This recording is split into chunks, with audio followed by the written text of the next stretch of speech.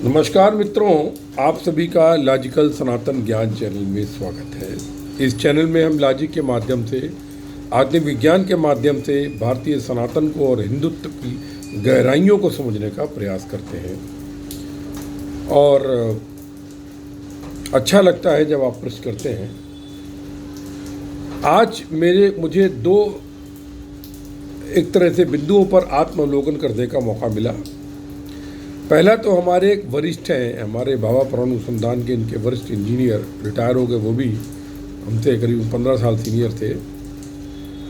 तो उनसे मेरी बात हुई तो उन्होंने मुझसे कहा कि विपुल यार, तुम क्लिप तो बहुत अच्छे बनाते हो, बहुत अच्छी बात करते हो, बहुत सही बात करते हो, लेकिन इसमें तुम्हें व्यूअरशिप बढ़ाने के लिए और अन्य बातों में तुमको प्रोफेशनलिज्म लाना पड़ेगा। मतलब एक तरह से जो व्यवसायीकरण स्टाइल होती वो लानी पड़ेगी। हमने पूछा सर ऐसा क्या बात है?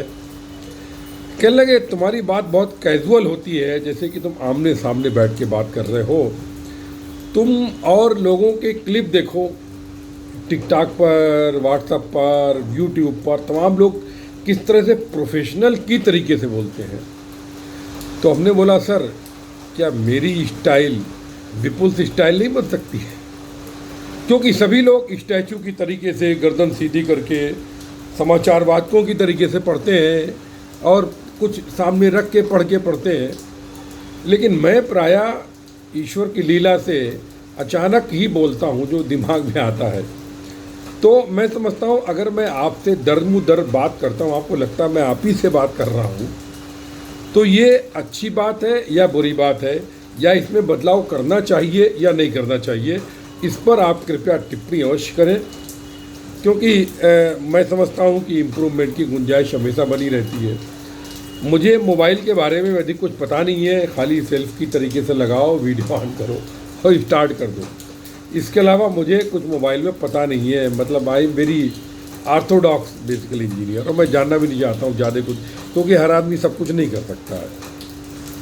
तो ये उन्होंने बताया। फिर उन्होंने बोला बात तो तुम्हारी सही है, तो इसको तुम एक ब्रांड करो, विपुल से ब्रांड। ये मतलब जो बहुत ही सहज भाव से, क्योंकि मैं बहुत ही सहज भाव से, मतलब जो है सामने, मतलब अवसर में करना है, ये करना है, वो करना है, वो सब भी करता रहता हूँ। कोई इसमें प्रोफेशनलिज्म की क्या बात है?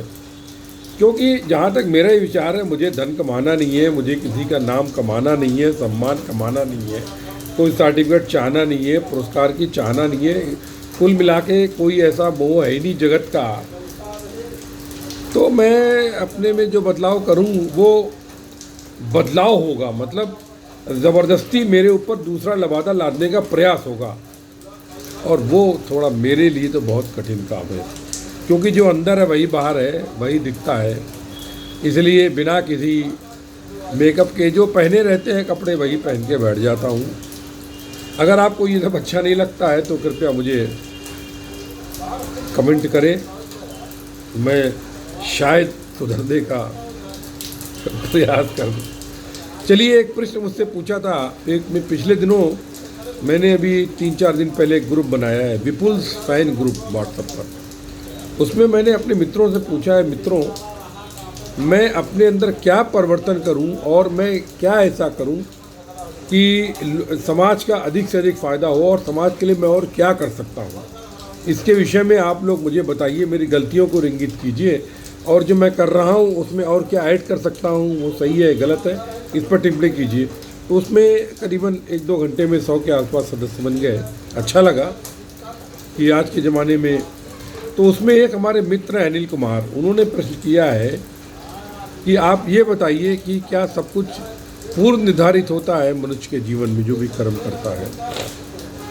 तो मैंने उनसे बोला भाई मैं क्लिप बना के उत्तर देता हूँ, तो उस पर मैं प्रश्न करता हूँ। प्रश्न ये रहेगा, क्या मानव के साथ जो घटित हो रहा है वो पूर्व निर्धारित होता है?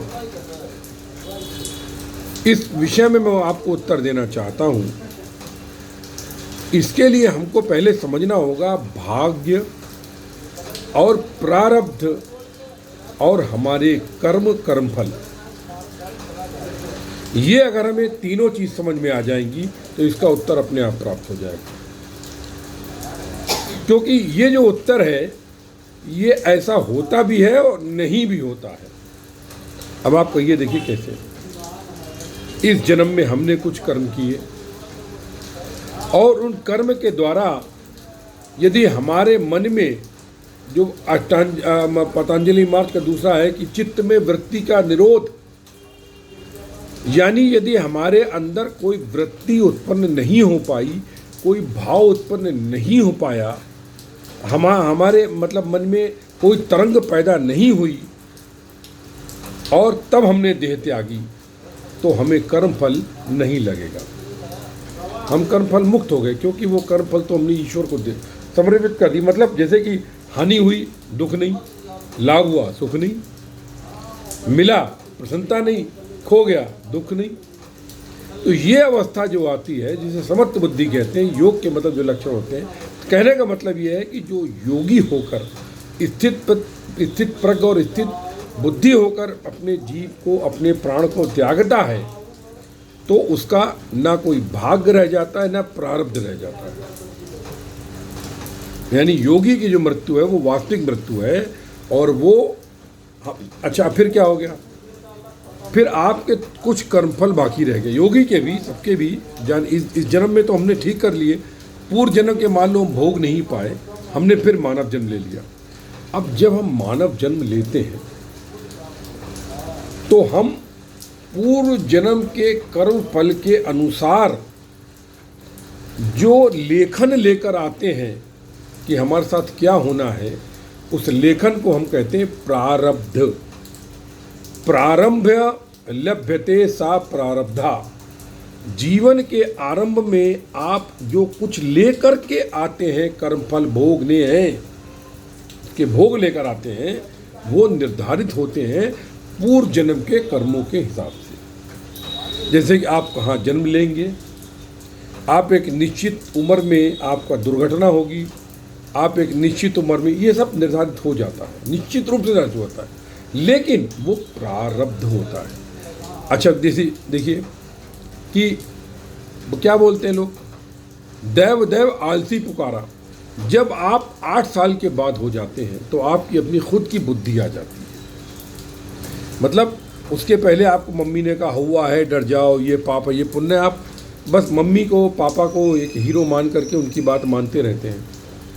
लेकिन जैसे जैसे आप बड़े होते हैं, आपके ऊपर जगत के व्यवहार का जो बुद्धि, झूठ बोलना, दोस्तों के साथ गाली गलौज करना, मारपीट करना, द्वेष, हिंसा, सभी कुछ, इसके पहले आप रहते हैं तो आपकी प्रेरित बुद्धि होती है। चाइल्ड जब रहते हैं आप, तो child is the father of man, क्योंकि आपके अंदर उस समय सहनशीलता, प्रेम, आपके लिए किसी के हृदय में घृणा नहीं, प्रेम होता। भूख लगी होती है, खाना मिल गया, खुश हो गए, किसी ने है कर दिया, भाग दिए, उसी गोदी में चले गए, आप बहुत सहज होते हैं। आपकी बुद्धि उस समय बिल्कुल शुद्ध बुद्धि होती है, आप शुद्ध रूप से सनातन होते हैं उस समय, क्योंकि ये सनातन का गुण है। जब एक बच्चा जन्म लेता है तो समझ लीजिए सनातन एक पुनर्जन्म लेता है।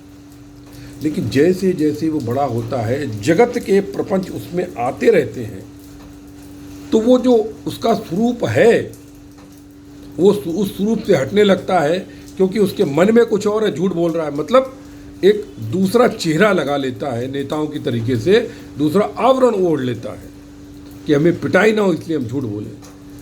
यहाँ पर क्या हो गया, फिर ये प्रवृत्ति जब विकसित होती है तो आप जगत में ये कर्म जो करने लगते हैं वो आपको बनाते हैं भाग्य।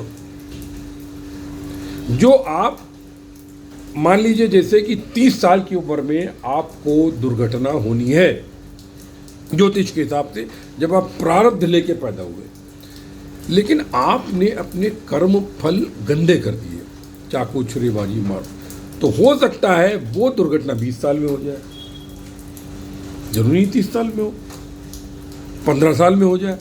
तो यानी इसीलिए कहा गया है मनुष्य के कर्म उसके भाग को बदल देते हैं, ये सही है। और वहीं पर मान लीजिए आप सद्गुणी हो गए, आपके अंदर वैराग्य की भोग है, आप ईश्वर के ओर आकर्षित हो गए, आप ध्यान डालना, समाधि लाने लगे, आप एक मानव बन गए, सनातन मूल्यों पर चलने लगे, तो वो 30 साल की उम्र में जो दुर्घटना होनी थी वो 50 साल में हो सकती है, 60 साल में हो सकती है, हो सकता है अगले जन्म में हो।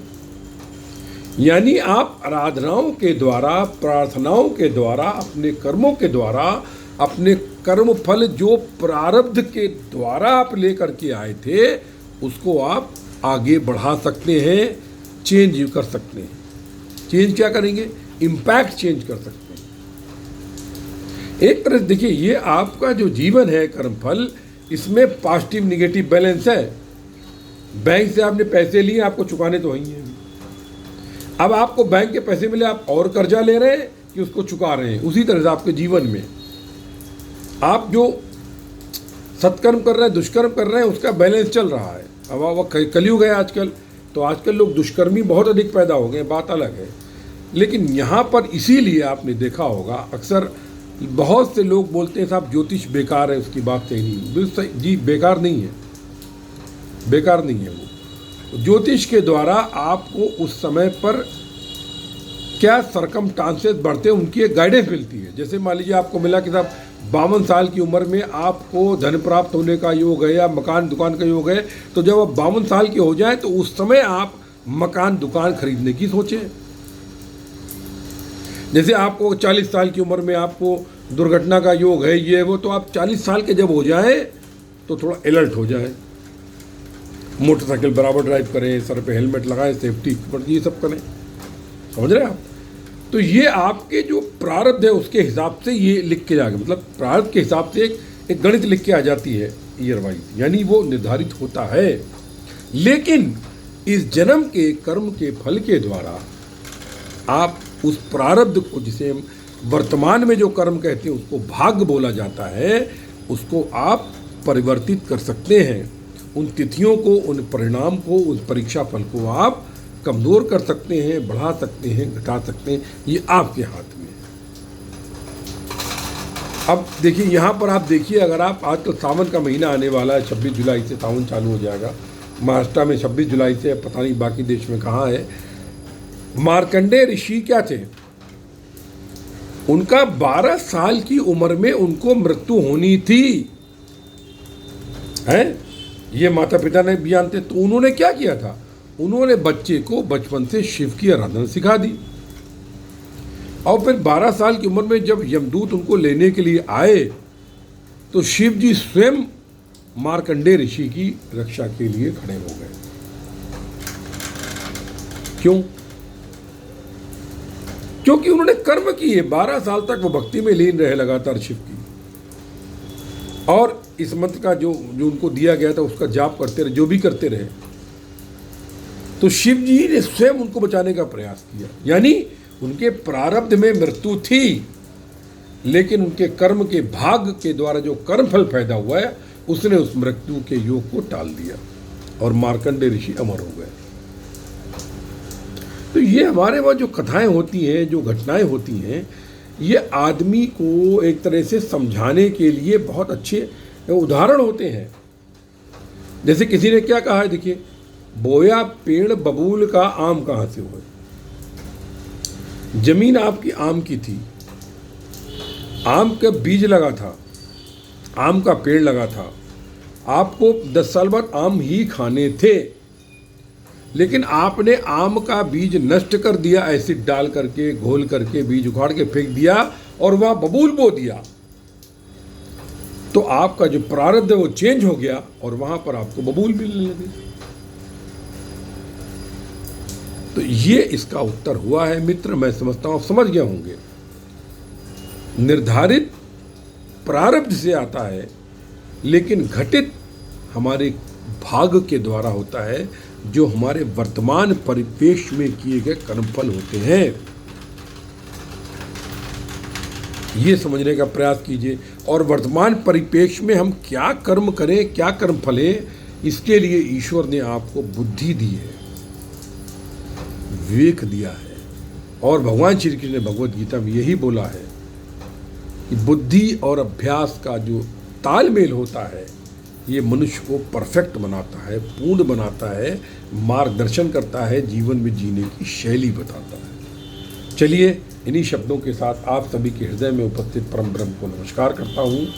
जय गुरुदेव, जय महाकाली, सर्वत्र ब्रह्म सर्वस्व ब्रह्म।